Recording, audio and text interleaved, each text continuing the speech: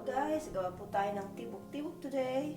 Ito ang unang step, ating coconut cream. Ito yung toppings niya. Tagal itong gawin, so I'm gonna start with this one.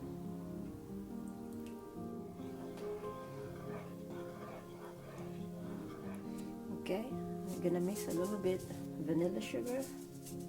Optional lang yan, it's all up to you.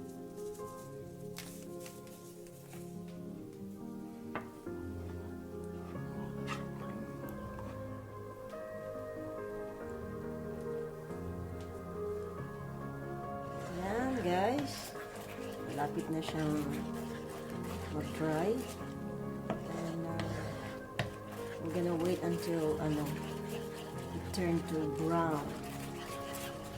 Yan, malapit na yung toppings natin for our tibok-tibok.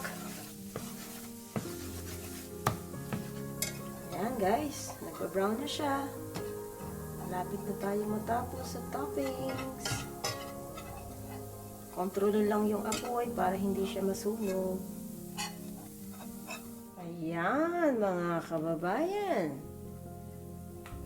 Ito ang gusto nating ma-achieve na kulay. Ayan, para hindi siya, huwag masyadong sunog. Para hindi maglasang sunog yung ating toppings. Okay? Let's go to our next step. Okay, next step.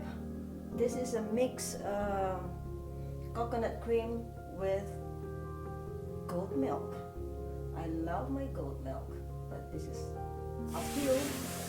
Pwede nyo rin gamitin as just full milk.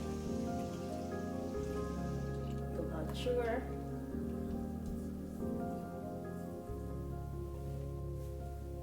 Haluin.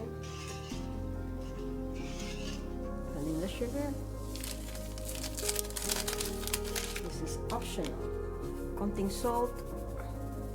Okay. Okay, and then ang ating mixture cornstarch and glutinous rice.